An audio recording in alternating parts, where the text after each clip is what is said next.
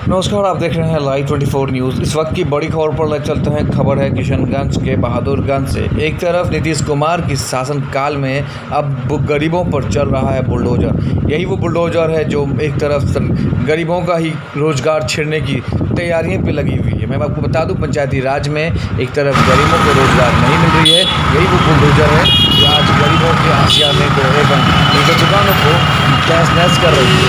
क्या है नीतीश कुमार का व्यवस्था बिहार में पहले ही दिल का पिटने वाला नीतीश कुमार का कहीं ना कहीं सच का पर्दाफाश हो रहा है। सोचिए, नीतीश कुमार की ये बुलडोजर जब मनरेगा में चल रहा हो तो आखिर लोगों को रोजगार कैसे मिलेगी। ये नीतीश कुमार दावा करता है कि बिहार में रोजगार के मामले में बहुत बेहतर हो गया है। ऐसे में जो तस्वीरें दिख रही है, इससे साफ जाहिर होता है कि नीतीश कुमार का बुलडोजर उन गरीबों पर ढह रहा है जो आज तक हर चीज़ से वंचित हैं। ऐसे में नीतीश कुमार की इस बुलडोजर पर जवाब तो नीतीश बाबू का बनता ही है। क्या होगा विकास? ऐसे में नीतीश कुमार के सस्ताई पर सबसे बड़ा सवाल खड़ा। अगली खबर की ओर ले चलते हैं। खबर है किशनगंज के कोचधावन से शीतल नगर की रहने वाली महिला जिन्होंने एक बड़ी बात कही। सिपा मरांडी का कहना है कि बिहार पुलिस के कांस्टेबल ने इनके साथ अत्याचार किया है। क्या सर, मेरे साथ मतलब फेसबुक के जरिए दोस्ती करा रही थी। क्या हुआ बताइए। मेरे साथ बहुत बड़ा घटना हो चुका है। मेरा नाम शिल्पी मरांडी है और मैं कोचाधामन थाना के शीतल नगर गाँव से रहने वाली हूँ। मैं एक लड़का से रहने वाली हूँ। प्रेम पर प्यार करते थे लड़का से, और मतलब हम लोग का दोस्ती जो है फेसबुक के माध्यम से हुआ था। हम लोग का दोस्त फेसबुक से माध्यम से हुआ और मतलब हम लोग फेसबुक में बातचीत करने लगे थे। और उस लड़का का नाम पूरा नाम है गंगाराम हेम्ब्रम और वो फलका थाना कटिहार के रहने वाला है और वो एक कांस्टेबल पद पे है। और पहले वो अररिया जिला में मतलब एक कांस्टेबल के पद पे काम कर रहा था और फिलहाल में ही 1-2 मंथ में मतलब 1-2 मंथ पहले वो पोस्टेड हुआ है पूर्णिया में। हाँ, पूर्णिया में पोस्टेड हुआ है। और उसके पापा का नाम है भैयालाल हेम्ब्रम और उसकी मम्मी का नाम है सुरीता देवी। और जो पूर्णिया के सिपाही टोला न्यू सिपाही टोला में मतलब उनका घर है।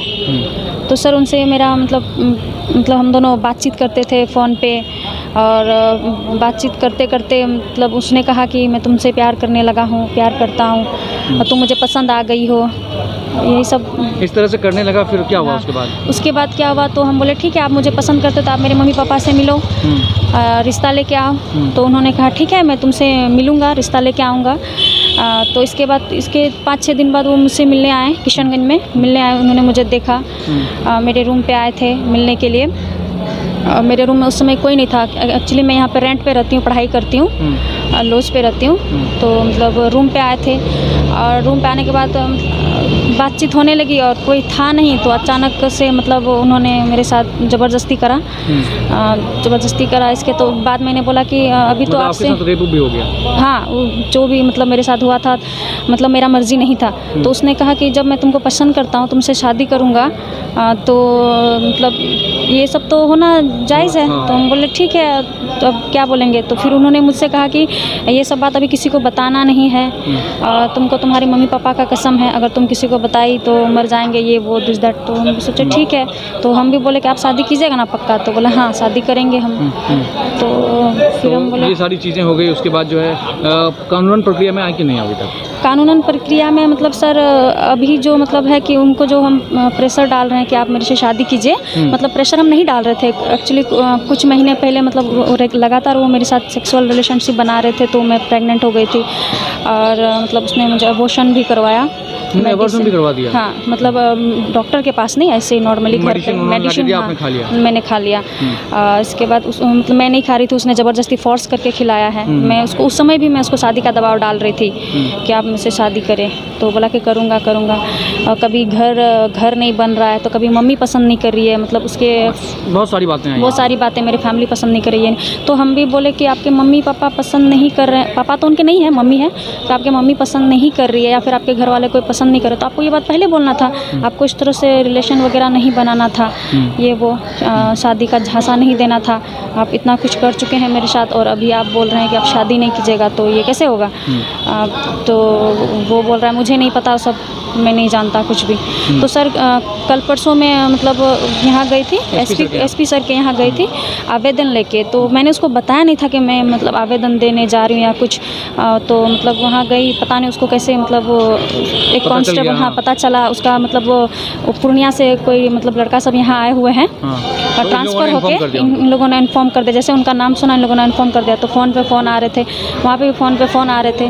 तो मैं बोल रही थी मुझे एसपी सर से मिलना है, तो मुझे बहुत देर तक मतलब 1-2 घंटा वेट करवाया गया। सबसे लास्ट में मुझे एसपी सर से मिलवाया गया। और सर जो मैं आवेदन दी थी वो मैंने अपने हाथ से नहीं दिया था एसपी सर को, वो महिला कांस्टेबल ने पहले ही ले लिया था। और पता नहीं एसपी सर को उसने कुछ कहा या नहीं कहा, मुझे ये तो नहीं पता। और एसपी सर ने मेरा मतलब वो पढ़ा कि नहीं पढ़ा ये भी नहीं पता। तो मैं गई थी, तो एसपी सर मुझे पूछे कि क्या मैटर है। मैंने बोला कि सर ऐसा बात है। तो एसपी सर बोले कि जब लड़का का मर्जी नहीं है, नहीं शादी करना चाहता है तो छोड़ दो, ब्लॉक मार दो, उसका नंबर ब्लॉक करने के लिए, नंबर ब्लॉक करने, बस इतनी सी बात। हाँ, तो और सर कुछ आगे पूछे भी नहीं और हम भी कुछ बोले नहीं, क्योंकि वो बहुत सीनियर है तो हम क्या बोलेंगे, कुछ भी नहीं। हाँ, और हमको भी डर लग रहा था कि क्या बोले। फिर आपने क्या कदम उठाया आपने?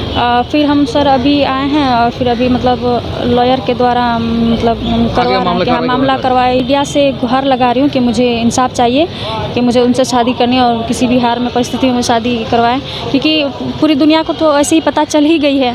तो कुछ भी ऐसी घटना हुई है, मतलब उसके घर में भी उसके पूरे खानदान को पता है मेरे बारे में। हाँ, क्या नाम हुआ आपका? मेरा नाम शिल्पी है, शिल्पी मरांडी। हाँ। जब इस महिला को इंसाफ नहीं मिली तो इन्होंने मीडिया कर लिया सहारा। ऐसे में आप सोच सकते हैं इस तस्वीरों के माध्यम से जो सच सामने आई है ये बड़ा ही डराने वाली बात है।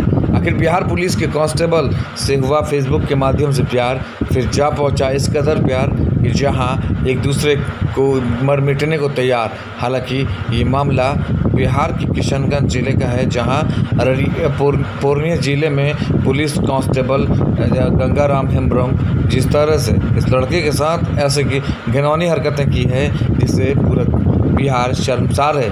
ऐसे में इस मामले को लेकर जब इन्होंने मीडिया को बताया तो शादी का झांसा देकर लमसम 3 साल से कर रहा था यौन शोषण। हालांकि गर्भपात भी करा दिया गया। हालांकि इस मामले को लेकर बच्ची ने अपने पेरेंट्स से बात की, पेरेंट्स को सारी बातें पता थी।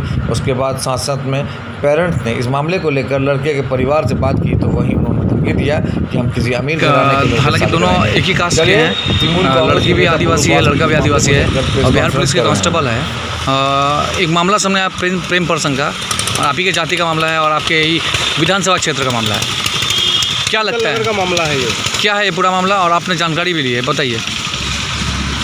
देखिए, सबसे पहले तो मैं ये कहना चाहूँगा, बिहार में जो कानून व्यवस्था है लगता है जो कि पूरी तरह चरमरा चुकी है। जो भी कोई भी आदमी अगर लेके जाता है कंप्लेन, या थाना हो या फिर ज़िला में हो, कि कानून का न्याय मिले, गुहार लेके जाते हैं, भरोसा लेके जाते हैं, उम्मीद लेके जाते हैं ताकि उनको सही न्याय मिल सके, लेकिन नहीं मिल पा रहा है। जो आज आप लोगों की सूझबूझ में आई है, जो एक कांस्टेबल है जो 2 साल से इसके साथ यौन शोषण करता रहा, शादी का झांसा दे करके 2 साल तक यौन शोषण करता रहा। अब ये न्याय के लिए माननीय एसपी साहब से गुहार लगाई, लेकिन एसपी साहब भी इसकी फरियाद नहीं सुनी और इन्होंने मतलब न्यायालय का दरवाज़ा खटखटाया।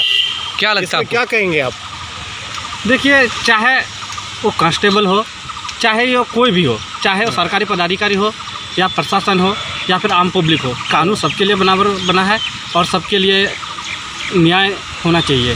अब जिस तरह से वो कांस्टेबल है कि उसको बचाया जा रहा है, अब जिस तरह से वो प्रेम झांसा का जो जाल फेंक करके उनको यौन शोषण किया जा रहा है 2 साल से, अब बाद में कह रहे हैं जो कि हम तुमसे शादी नहीं करेंगे।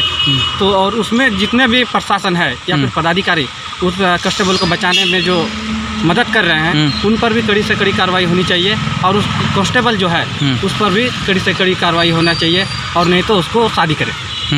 मतलब दूसरा आपका मांग है अगर नहीं करे तो शादी हो? हाँ, अगर उसको सज़ा नहीं चाहती है तो वो उसको शादी करे। हाँ, यही आपका कहना है? जी, यही मैं कहना चाहूँगा कि सब कानून पर व्यवस्था जो है लोगों को। एक तरफ सरकार कह रही है बेटी बचाओ बेटी पढ़ाओ, वही दूसरी ओर बेटी के साथ यौन शोषण बिहार में होता आ रहा है। क्या लगता है आपको? क्या लगता है आपको कि इस तरह के मतलब घटनाएं जो आए दिन बढ़ती जा रही है, इस पर अंकुश लगे या फिर वैसे ही चले?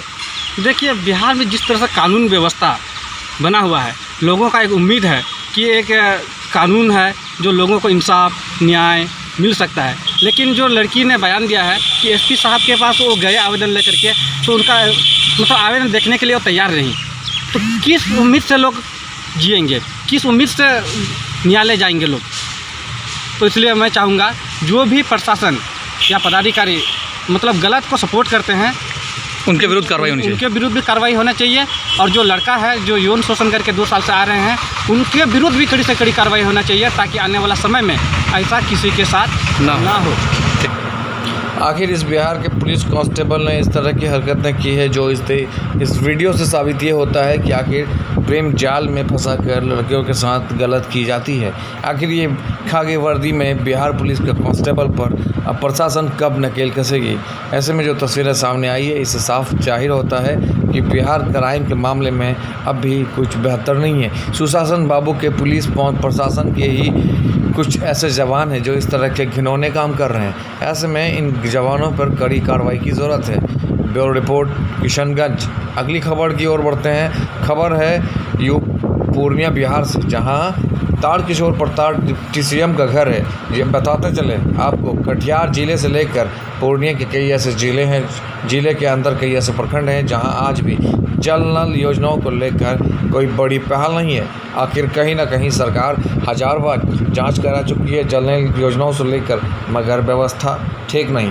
नीतीश कुमार की विधि व्यवस्थाओं पर लगातार यही सवाल उठ रहा है कि आखिर सुशासन बाबू की जो तेज़ी विकास में दिख रही थी, वो कहीं ना कहीं अब बेहतर नहीं दिख रहा है। सवालों के घेरे में है कि आखिर नीतीश कुमार का ये विधि व्यवस्था कब बदलेगा बिहार के प्रति, जहाँ सड़क साल भर में भी ध्वस्त होगी। आखिर क्या है गुणवत्ता? नीतीश कुमार के प्रशासन पर यही लगातार सवाल खड़ा होता रहा है कि आखिर बिहार में विधि व्यवस्था क्या है। गरीबों के हित के लिए नीतीश कुमार डंका पीट रही है कि विकास सबसे ज़्यादा गरीबों के हित के लिए हो रही है। सच तो यही है कि बिहार में नीतीश कुमार के विधि व्यवस्था उन जनताओं के लिए बेहतर नहीं है। वहीं डिप्टी सीएम तारकिशोर प्रसाद छपरा जिला पहुंचकर एक कार्यक्रम में उपस्थित हुए। वहीं छपरा जिला के एक मंदिर में जाकर पूजा स्थल में पहुंचकर पूजा संपन्न हुआ। बताते चले सीतामढ़ी महोत्सव 2022 के सम्मेलन में वहीं पहुंचे जिला अधिकारी एवं एसपी आदि लोग मौजूद रहे। तो वहीं डिप्टी सीएम तारकिशोर प्रसाद ने जनता को किया संबोधित के दौरान कई बातें सामने आई। Bureau report, Sitamarhi Bihar. News anchor Minhaj Alam studio से। चैनल को यूट्यूब के माध्यम से